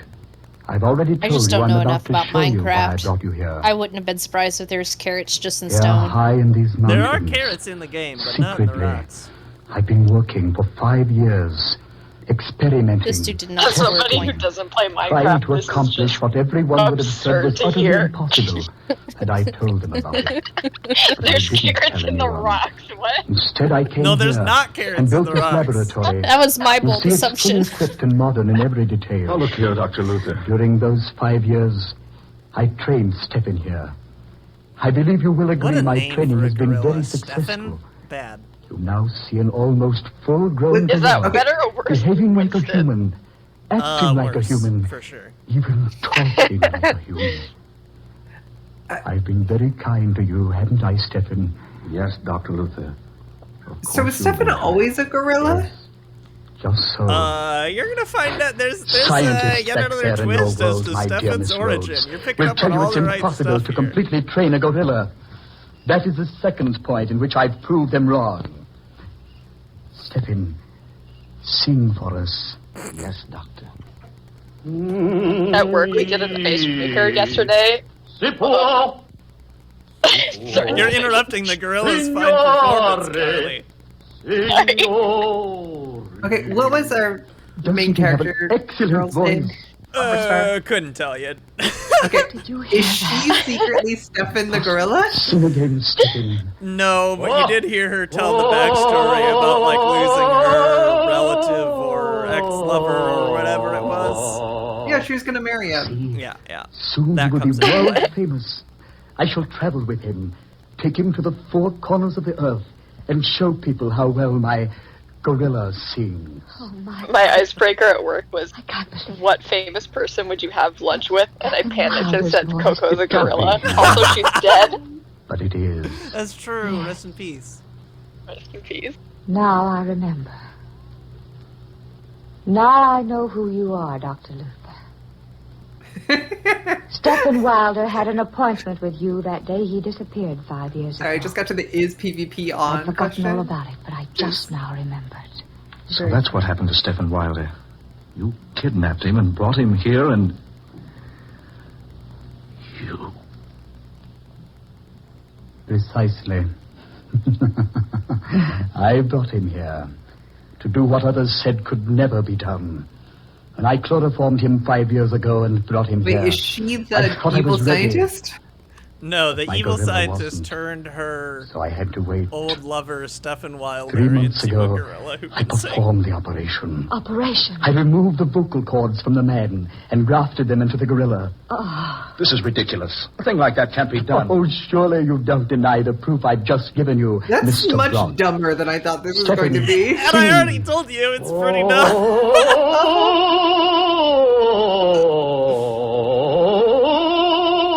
You recognized that voice, Miss Rhodes, the moment you heard it, because you'd sung operas with Mr. Wilder so much. Excuse me. that was the way he sang. To exercise his voice. Don't you both realize what I have here? The secret of an untold wealth. Why, besides knowing how to train this ferocious and morose type of animal, besides knowing how to transfer human vocal cords successfully, I have something I can exhibit to the world to prove my knowledge. Think of the fortune I can amass Because people will pay immense sums to see and hear my singing gorilla. Stop it. Stop it, I would. Why have you brought me Yes, here? Surely you could have spared me this. I will tell Why you did you bring Miss her Rose. here? If you and Mr. Brock will step over here. The only place we're going to step is out of this place. You will do as I ask. Step in. These people are not to leave. Very well, Dr. Luther. Over here, if you please. Better do what he says, Adler. So did the vocal cords make the gorilla able to fly a plane? That part I don't know. I think having some of the man's body parts makes the gorilla smarter in this world's logic, even though that makes no sense. No. You're not planning. I've trained her very carefully. She was so much more responsive than the male. Now that she's able to obey me, I'm quite ready for the rest of my plans for her. Oh, no. No, you can't. I won't let you. I'll say he can. Neither of you will be able to prevent it. Soon I'll tour the world with the most amazing exhibition on Earth. A male and a female gorilla singing all the world-famous operas. Look here, you... Wait a minute. Why would you write this? I just happened to think of something. Why does there need to be a female gorilla? Right. Do you remember the day Stephen Wilder had that Why are they singing? 5 years ago? I don't want to be like, Certainly I remember. how high do I've you been have planning to to be to come up obtain with But your honestly, blessing so I could something's bring you going here. on in I the was head of most Scott pleased Bishop when he who called wrote and this. asked for an appointment. it does But feel did he tell like you why we got a little called too him? blitzed at our I know. liquid 3 olive lunch. He came to you, First Dr. among Luther, us. because he was And losing his he had voice. this script due. So, you know? You must be wrong. You gotta get it done. I I am think the I only listened one to this who with you told him. before, I and think so, yeah. He's been writing maybe for he a long explained time. this, but like, You see, how the is he more gonna he get the sang, gorillas to the actually worse sing his though? voice became. Like, you can give He them the was vocal gradually cords, but losing. like, what are you gonna do? Like, pay That's them? impossible. You already heard him You think sing. so, He's got it Doctor? worked out. You're a specialist on that. Can they subject. only sing when they talk? That's why he was No, coming he was to you. talking No. earlier too. You must be wrong. I think he's After all the work just I've got done. it cracked. Your He can do gorilla it. will lose his voice. He figured Dr. out how to Luther. trade him right. And I assure you, before you will do anything to me, Having the vocal cords I'll doesn't see mean to that it you that can just my become voice is like ruined, an too. opera He won't. singer. He can't. I'm He's mad. Excellent voice. Excellent. Yes, Don't yes, think of about it too course he hard. is. Chad We've is worked asking, together are they like off the crazy. plane now? His Yeah, I voice think they're can't supposed go to be back in on the me guy's, now. like, secret Not lab. now. Just when it's finally successful. Oh, you'll see, Dr. Luther. No, Someplace no, surrounded by no, water. second. Then they flew He'll to. see Also, your life. so He won't lose his the stuff voice. about the shroud and everything. Yeah, nothing. It's nothing. No, of course not. You're in an excellent voice. Just Stephen. killing time at the beginning of the Sing. episode. Sing your head, Stephen. Show him. Si può, signore. And he's like fine. Yeah, well, he's about to get worse too. You hear That's that? part of the plot. Beautiful quality. Beautiful tones. Oh, Maria. He is the best sounding gorilla I've ever. I'll give him that. What's wrong? Try again. Now you think I'm wrong. No, it's true. Stephen, you devil. After all I've done, after all my work, this is what I get as a reward. I've So settled how with did everything. she My spoil the position, vocal my career, all my money. I think it just and stopped this is what working. happened. I think it just over time, the monkey got worse, the gorilla got worse. There's one way. It's not like she knows this secret happy. sheet music that you can only One sing way. once and then Get your back voice at is her. ruined. You're Like, making this way better than it is, Julia. you know, this thing's so beautiful that it's the forbidden music that every opera singer is taught but never sings. Yeah, that's what happened. In case you're ever taken to a deserted island and forced to become a gorilla. Now you'll know what to do.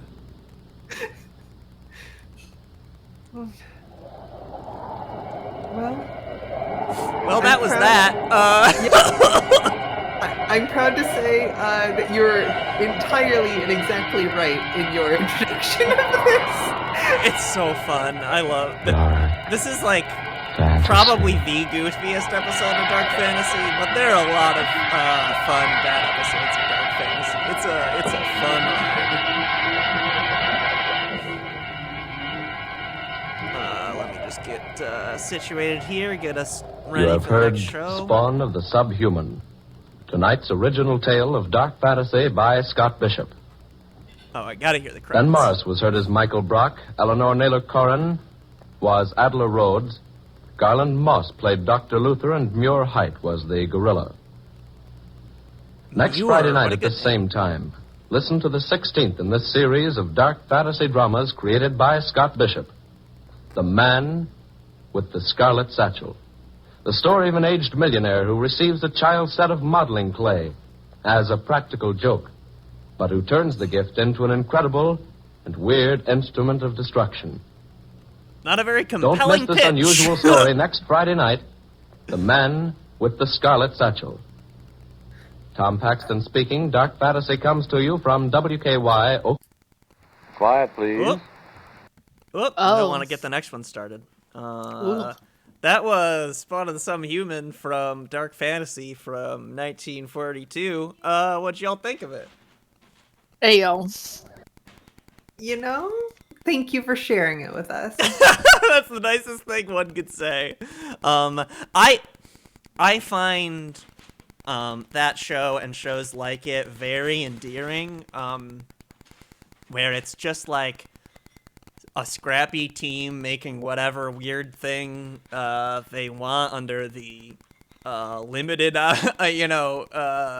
creative direction of just some radio station, in this case in Kansas City. I don't know, there's something very like podcast scrappy about that I kind of relate to, so even though it's bad, I'm like, this has VRE energy, I like it.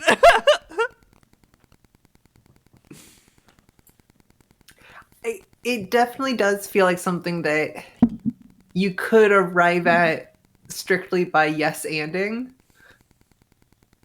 For sure, yeah, that could have absolutely been improv. Yeah. But if you're like, okay, somebody wrote that.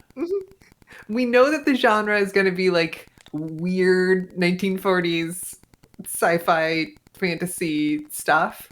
And okay, so we're going to start. Okay, our characters are on this plane, and there's this like ominous thing. Oh, there's a storm, but no, we don't have storm sound effects, so we're flying above the storm. Oh, we're in a plane, right? Yes, we're in a plane, but it's a big enough plane that like you can walk around. But it's only two people riding. It's so contrived, and then all of that has nothing to do with what the plot actually ends up being. It's incredible. You land, but then and you like time skip. Oh, I must have slept for 8 hours or whatever. There's so much structurally that's so confusing. You still don't find it. So you go back to the plane, and then you're like, oh, but wait, the plane's flying in the wrong place. I wonder if there's something wrong with the pilot. And you're just like waiting for your scene partner to reveal themselves to be the monster. And it's like right, yeah, that's true. And it's like a pretty good setup, right? Like the whole like the description of like the shroud and like the backstory that she describes. It like pulls you in. And that's kind of like the experience of a lot of dark fantasy episodes where like the hook is like kind of compelling, and then where they go with it is like not only bad but also just incomprehensible. It's a fun bad show.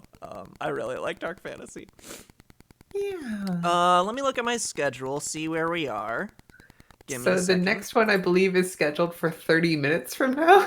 We might just start it early and then just end things early too. I think we've chatted through. Any other thoughts on Dark Fantasy before I transition over to our final show, Quiet Please? So when are we gonna do a Moonshot version of Dark Fantasy? I mean, whenever you want to. Oh, okay, so this is a fun excuse to explain that, like, the reason I can play all of these is that they're uncopyrighted. So, just because of the there wasn't really the the legal infrastructure in existence when these were broadcast to even copyright them, so they're completely uncopyrighted. So we could absolutely just like do a table read or a recreation of basically anything from this period. So we could do our own performance of Spawn of the Subhuman if we wanted to, if we really, really wanted to. You know what this also feels a lot like is like a choose your own adventure. Sort of like... Oh, and you just ended up on the weird ending, for sure. Just like, oh yeah, and we kept ignoring like any of the ones where it would have ended sooner. This is just like the longest one where like, oh, all the other stuff was false alarms. I guess you found the gorilla route. Yeah, for sure. All right, let me transition over. We had our fun with a very, very bad attempt I'm at gonna horror. log off here so I don't get too spooked, and so I can sleep for the rest of the day or the rest of the week. Thank you so much for streaming this, Wheels. Thanks everyone at home for watching, and stay tuned because it's only me leaving here. And I will see everyone next time. Thanks for See hanging you next out, Juliet. time. See ya. All right. Oh, go ahead, Roma. Oh, I'm gonna die. I'm so excited. It's like, so the show we're about to listen to is called Quiet Please. It's one of my favorites. I kind of listen to it sparingly. There are a ton of episodes I haven't heard because it's the type of show where you just, it's, the closer you're paying attention, the better. It's less like kind of background and more you will be scared the more you pay attention to it. I'm probably going to talk a little less over this one just because, well, for one reason, the audio quality of this episode is going to be a little worse than the previous, just because the audio recordings we have of Quiet Please aren't quite as good. And also, in this episode that we're going to listen to entitled Northern Lights, you'll hear this like really creative structural thing where there's like a layering effect where a character is playing you a tape recording and then narrating over it. So I don't want to be narrating over that too much and make things too confusing, but we'll still just be vibing. It'll be a little spooky. This is a sci-fi horror story. No like gore or jump scares or anything along those lines, just the type of creeping horror, kind of fear of aliens adjacent. Yeah, let me open up my historical spiel so I can get you the right air date and all of that.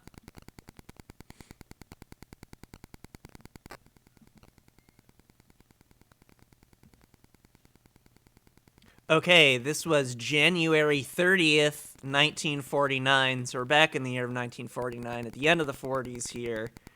And here's the little historical intro. So,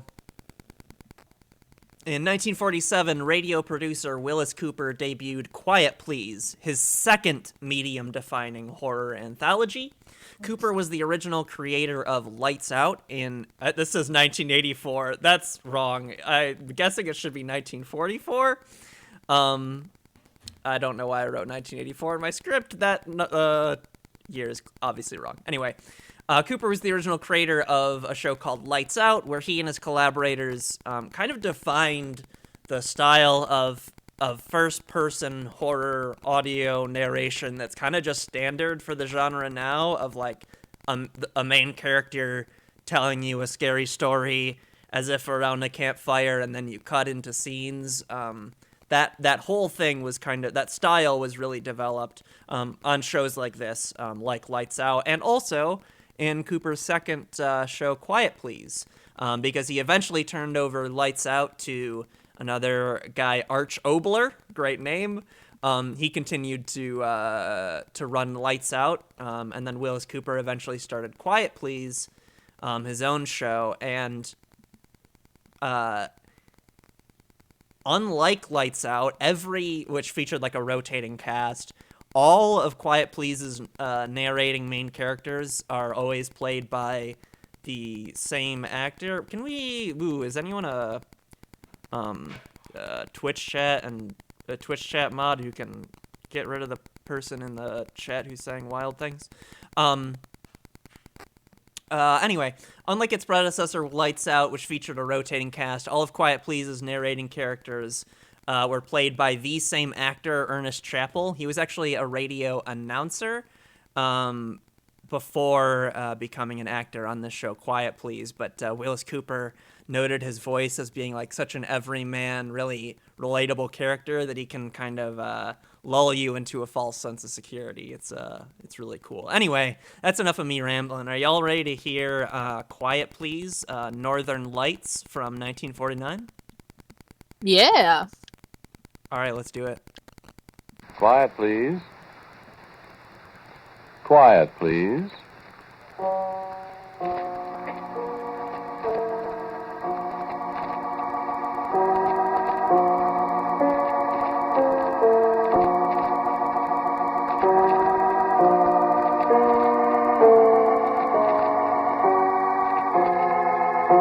Y'all hearing it okay?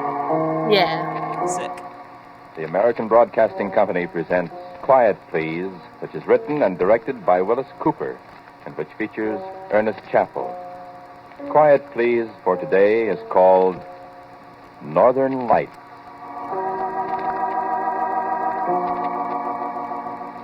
This is a story about the temporal displacement of mass. It is also a story about teleportation. Do you know what those terms mean? I didn't think you did, but you stay right where you are, my charming friend, and you're I know quite what likely to find out. teleportation means. You just stay right there and listen. I'll tell you everything you want to know.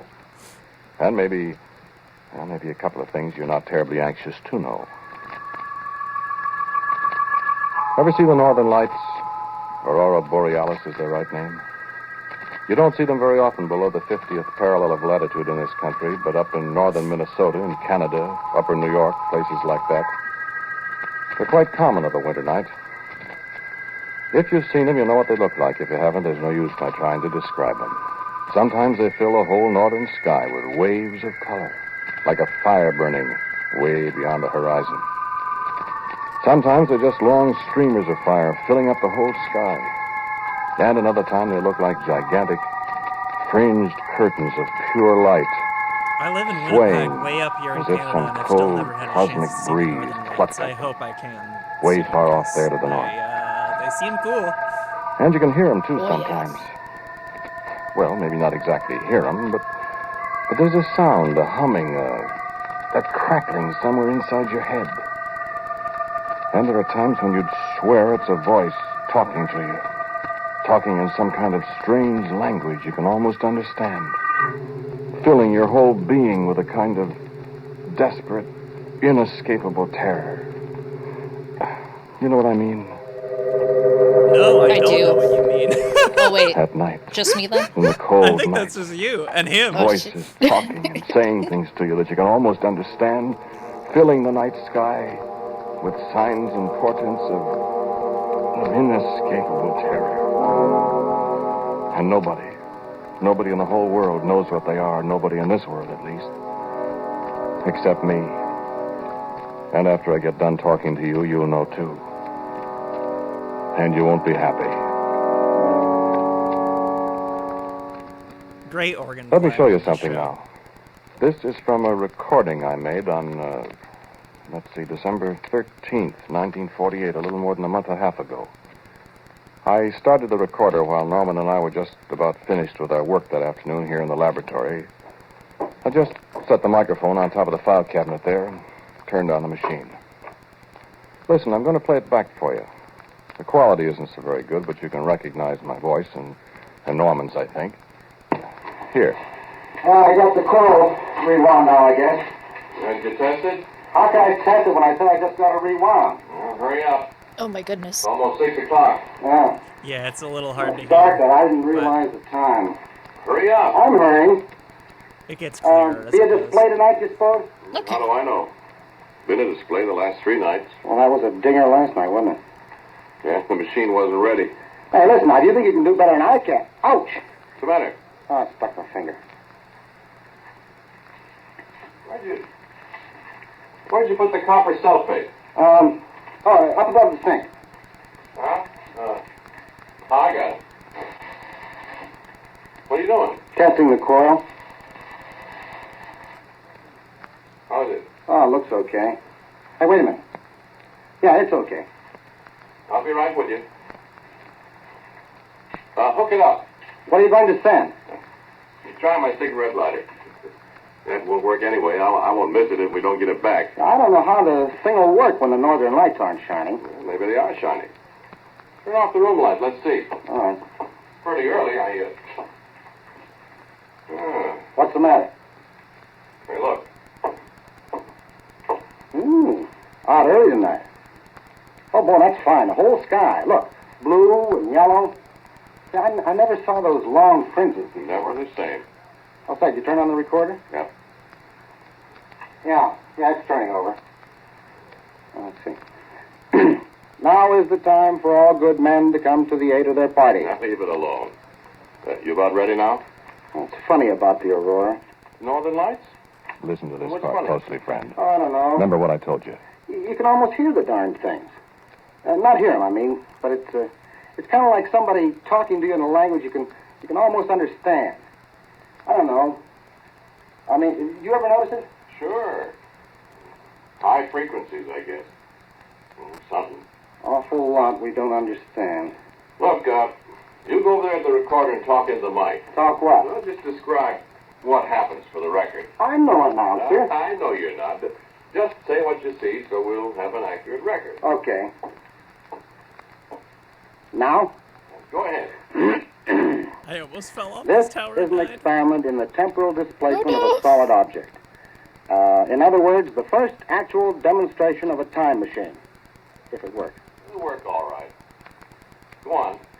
Paul is now placing his old beat-up cigarette lighter on the stage of the hypercucambulator, and he is now setting the microchronometer to determine how far into the future he's going to send the lighter. Well, how far, Paul? 10 seconds. 10 seconds. At the end of that time, if our calculations are correct, and we hope they are, the cigarette lighter will reappear. In that period of time, it will have been into the future. We could send it farther into the future if we wanted to, I guess, but we'd just have to wait that much longer for time to catch up with it and make it reappear. To a time travel But story. 10 seconds. 1949.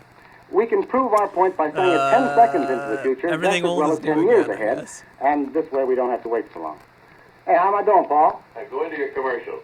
When Paul presses a little button, the cigarette lighter will turn to nothing. That's not right. It'll be here, but it'll be 10 Now, seconds listen away. closely, please. Yeah. Well, now, What's going to happen? Mr. Paul McGillicuddy, a famous I love that later mad thing scientist, with is about to press the big old button and send his lighter into the narrating future. over it. It's Ready, like, what Paul? is he? Why is he making me listen to Stand this? by. Look, Norm. By golly, it is gone. It just disappeared. Bang, like that. Hold your watch up close to the mic, Paul, so it'll record. Yeah. There isn't a sign of the lighter. The little stage on which Paul placed it is empty, and it should appear again in just a second if it really did work. 3, 2, 1. It's back! Hey, it's back, Norm! It worked! We made it! Oh, man, let's see if it's all right. Oh, Jack! Oh, now what? Oh, the lighter. Oh, it's cold, Paul. Ooh, here. Take it, Paul. Take it. Oh, it's freezing cold. What do you know? Look, the darn thing's like a piece of ice. Now, where the dickens do you suppose it's been in that 10 seconds? No, wait, friend. No, That's not the right. payoff You yet. said only in the future. Listen. And time's caught up with it. It's back, but... Hey, Paul, look. Where did that come from? What? There on the stage where the lighter was. Where'd that come from? In the middle of winter. What is it? It's a caterpillar, Paul. Oh yeah, I should say brown content and warning black for caterpillar. insects. That's a key component of suppose it this came horror from? story. Not super like creepy crawly It wasn't insect there. horror, but insects. I'll tell are you where it being came from, involved. Paul. What? It came from the same place where the cigarette lighter went. What are you talking about? Well, feel it, Paul. Feel its fur. See? It's as cold as ice, too. It's so funny because that premise is A like very caterpillar. similar to A something little that happens brown in and Primer, black where they caterpillar, accidentally the kind they call woolly bears. You get know, something back larva when of they the put tiger moth, something the through a Icea time travel isabella. machine. In the dead of winter and Yeah. as cold as ice. Where did it come from? Huh? You want to know. Yeah. Incidentally, you know, the old-timers say that the woolly bear caterpillar is a weather prophet. If the brown bands on his fur are narrow, there's a severe winter ahead. If they're wide, it's going to be a mild winter. Maybe. This one, you could hardly see the brown bands. Tough weather ahead, that's what the old-timers would say. But where'd she come from? She wasn't there when we put the cigarette lighter on the stage. When time caught up again, there she was. She? Sure, Isabella. I see her, Isabella. I told you, remember? Well, she was wiggling happily when she arrived from somewhere in the future. But as she warmed up, she seemed to go into a trance, almost a death-like trance. So pretty. So Norman said, put her in the deep freeze. Maybe she'll come to again in the cold. So we put her in the deep freeze. And in half an hour, when we looked in at her, she was wiggling happily. At 10 degrees below zero, friend. Now, can you tie that? My goodness, she should have been frozen solid. Well, nothing special happened for a couple of days. That, you remember, was a month and a half ago, December 13th, 1948. Where were you on the night of December 18th? Saturday night, a week before Christmas. I'd been Christmas shopping in the afternoon, I remember. I came back to the laboratory to check up on some stuff, and Norman was there, fiddling with things. Hi, Norm, I said. How's Isabella? You know something funny, Paul? What's the matter with you? Well, me? You look so pale. You sick? Eat something disagreed with you? Paul, Isabella's singing. Singing what? Isabella's singing? You're dotty. She's singing. The caterpillar's singing. We had singing gorillas and no singing I'm not kidding you. caterpillars. I didn't even put two and two together that we had that commonality. C2H5OH? I haven't had a drink since Thursday night. Well, now, what? Open the deep freeze and listen. No kidding? No kidding. Wait, it's singing in the freezer? I don't know where she came from. Yeah, the caterpillar is. I won't Or at be least surprised that's at what our main character's friend says. Hello, Isabella. Hey, don't do that. What's the matter? Afraid she'll answer me back? Well, I don't know what. Hello, Isabella. I hear you singing. I told you, Paul. I don't hear anything. Now listen, Paul. I haven't lost my He doesn't like you. I've been hearing it all afternoon. Yeah. I couldn't figure out what was doing it, and then I noticed it was louder alongside the deep freeze here. So I opened it up and stuck my head inside, and it was coming from her. Yeah. What does it sound like, Norm? Well, I don't know. Only it's kind of like A-E-I. A-E-I? Didn't she say A-E-I-O-U and sometimes W and Y? Now, don't rib me. I tell you, I heard it. I think you better take a Christmas vacation, Norm. I'm not I know, kid, I know, but listen, we've been playing around with some pretty deep cosmic secrets, you and me. We've managed temporal displacement, which nobody in the world has ever done, see? Maybe we both need a rest. You know what I think, Paul? What? I think we've managed teleportation, too, and we don't know it. Teleportation? You mean like Charles Fort talks about? I mean transporting tangible objects from one place to another without any mechanical means. Electronically? I don't know, Paul. All I know is that cigarette lighter was someplace where it was awful cold. And it wasn't cold here in this room. Well... And where did that caterpillar come from? I don't know. It came from wherever that cigarette lighter went, Paul. But where? I don't know, somewhere. And you know what? I'm going to find out where it came from. You are? And how, may I ask you? I'm going to modify this gadget of ours, this hypertucambulator, so that it'll carry a man. Hypertucambulator. And then, my I dear love boss, a good I'm going to fake sit down in science it jargon and have you word. send me out there somewhere in time and space and come back and tell you all about it. That's all for tonight, Bud. What? Come on, I'll take you out and buy you a drink. I'm not fooling, Paul. Okay, you're not fooling, Norm. Get your hat and coat and come on. I prescribe hot-buttered rum. Well... Turn off the lights. Will you listen to me for a Turn minute? off the lights. I want hot-buttered rum. Okay. Gosh, look out of that window. The northern lights. Oh, they're really bright tonight. Sure are. Look how they pulse. Up, down. Up, down. Norm, Up, one. Up. look at the deep freeze there in the dark. What about? You see it? Light, Paul. Light. I see it, Norm. It's right in step with the northern lights. And the same colors. Red, red. Blue, blue. Up, down, up.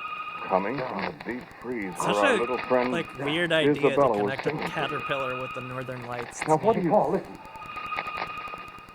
I don't... Listen. Does it, like, turn into a moth super fast? And is all, like, shiny like the northern lights? Not exactly, but you're on the right track. Isn't that creepy? Yeah. We never did get that hot-blooded rum. We stayed there in the laboratory for a long time, listening to the voice of the thing in the box, endlessly repeating A-E-I-O-U, the vowel sounds of our speech, and watching the light that pulsed up from the deep freeze in perfect rhythm with the flickering of the northern lights we watched through the window. And we thought long, long thoughts that I don't remember any too clearly now. I do know we both of us thought of ways to perfect our little mechanism, our time machine. Our machine that brought back a little cold brown and black caterpillar from somewhere. And when it was morning, and the lights had faded from the northern skies, we found that our machine was very different.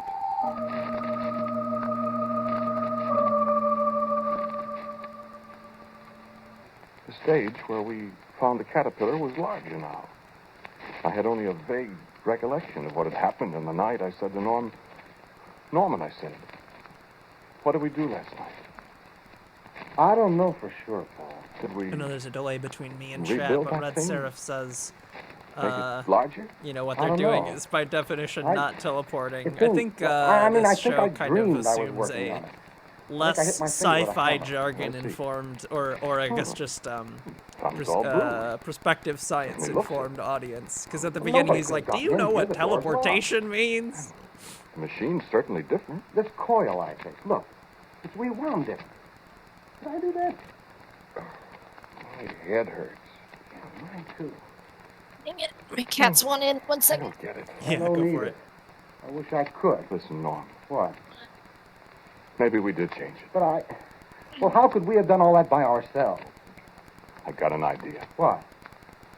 Why, maybe Isabella helped us. The caterpillar? Oh, Let's see, shall we? Open the deep freeze. Well, I opened it. It was empty. There wasn't any brown and black caterpillar in the deep freeze. She escaped. We took a flashlight and looked over every inch of it. We stood there and looked at each other. For a whole minute. Norman said, well. I just shook my head. We went over and sat down. All of a sudden I said, I found her, Norman. And there she was. There was little Isabella the caterpillar, crumpled up, stone dead on the floor of the laboratory. And you know, caterpillars have little tiny paws. And one of Isabella's paws was the end of a long piece of wire. I love that Ran image up of a for the caterpillar, like, oop, just gonna plug this in How over did she here. get out? And I said the thing couldn't be opened from the It's inside. doing its because little it was best with fastened its down little tight. hands. Yeah. But she did get out. Maybe she did help us, Norm, I said. And he just sat there and stared at me. And I got up and put on my overcoat. Where are you going? Where are you going, Paul? I said, I'm going to find out something, Norman. Where I'm going, it's cold, I said. I know that, and I'm going to find out what's been going on and where that caterpillar came from. Norm goggled at me. I stepped on the stage of the machine that was to take me away somewhere in time, in space. I said, Norm, turn it on.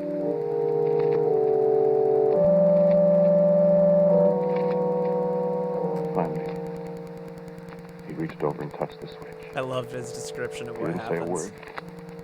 It's so good. And I braced myself. I nodded at him. Go ahead, I said. And he pressed the switch. And nothing happened at all. Nothing. Why? I know, Paul, I know. It's daylight. And there aren't any northern I guess lights. it doesn't happen right away. But eventually, he does get teleported. And when he does, his his narration is really enigmatic and.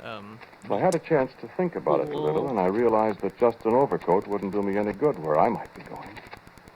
And so when it was dark night again and the northern lights were flickering and dancing in the sky, I put on a high-altitude aviator suit that had its own source of heat supply. Norman shook his head as I got back on the stage, nodded for him to press the switch.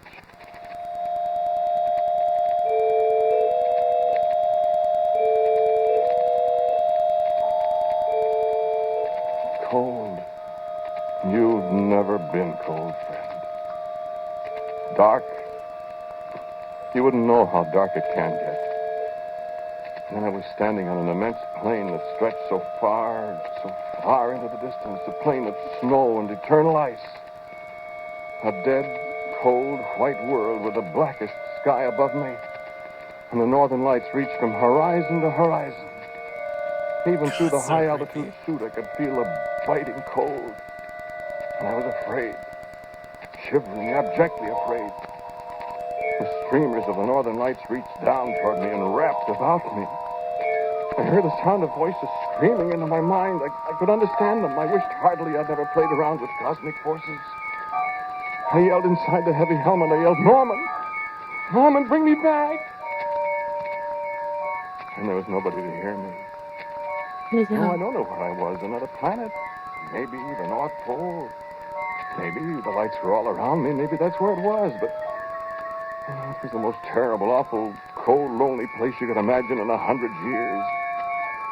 The lights, the flickering, living lights crawled over me and beat at me. I could almost understand what they were saying.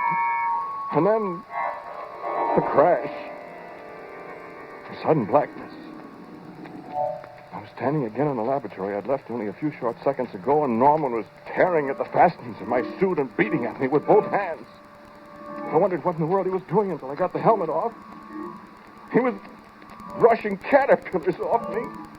Thousands of cold, freezing cold, brown and black Isabella caterpillars. That's so creepy.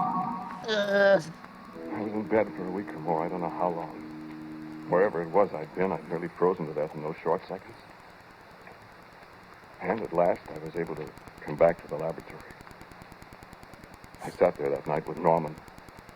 And outside the windows, the northern lights were brighter than they'd ever been before.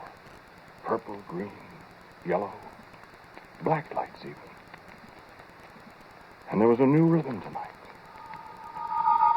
A kind of code, almost words, thoughts, not quite formed, and yet curiously disturbing. Norman, though, didn't seem to be as disturbed as I was. He just That's sat true. quietly. Karaga points out this episode also has a plane, although a plane of a different Where variety. did those caterpillars come from, Paul? I don't know. Where I was, that's all I know. Did they attack you, or? I don't know. They came from the lights. The lights? The northern lights. Where are they, Norman? The caterpillars? Yes. Where are they? In the deep freeze, where Isabella was. Poor Isabella. What's the matter with you, Paul? I'm listening. Listening to what? Well, don't you hear them? I don't hear anything. Oh, no. Don't you? I don't hear anything. I'd be out of there. I don't hear anything. It's so horrifying. Turn on and the it's like, recording and that machine. I effect want to is see just if a we can pick up person their voices. There isn't voice. anything. It's Turn such it an on. effective use of Turn it on. I want a voice to be recording. Quick. scary. Quick, Norman. They're talking to us.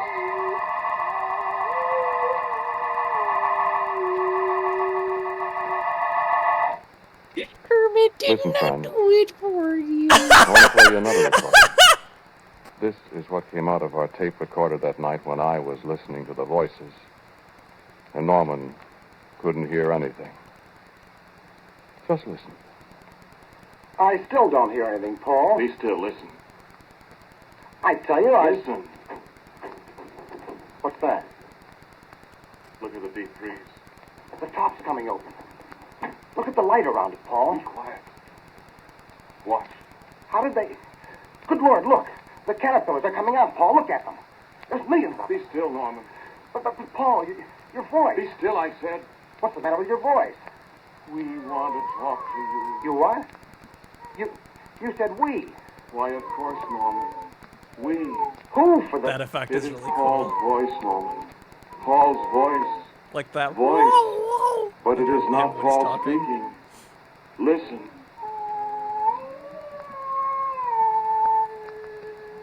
We My cat speak when he's to you. hungry. Paul, Yeah, not mine Paul. too. We, the people of the lights. We from the cold. We are speaking to you with Paul's voice. I tell you that... Paul's voice will tell you what to do when the time comes, Norman. We go to the machine now. Paul's mind is ours for a little time now. We go to the machine that brought us to your world from the world of the lights. Who are you? The people of the lights. To take over this world of yours. Only this world of yours is so hot. We must have the cold world. And we know how to make it cold. What's the matter, Paul? Paul! So hot. No. Quick, Norman. Turn on the machine. Send us to places in your world. No, our world. Hurry. So hot. Hurry, so hot. Paul! Oh, it's so creepy. Hurry. Turn on machine. The turn on machine bit. If there's any Petscop fans in the audience, it makes me think of turn off PS4 or turn off PlayStation. Petscop. I don't have any recollection of it at all. But the recording's there, isn't it? That must be what happened. Anyway, when I woke up, Norman was gone, and there were no caterpillars in the place here. And our machine that took people and things away into time and space, was wrecked. I don't know what became of it. You heard what they said about my voice. They're going to take over this world and make it a cold world, like the one they came from. Wherever that is, and wherever they went. No, I don't know where they went, where the machine sent them. I do have ideas. Yes. Are you cold? It's freezing in here. And just for example, you read the papers? Look at the newsreels. Did you see the pictures of the snow in Los Angeles? It's projecting global cooling. Not a great, not a great guess. I wondered about it. Hey, it was 1949. Yeah. I wonder if anybody saw any brown and black woolly bear caterpillars in Los Angeles. Los Angeles. Larva of the tiger moth I see, Isabella.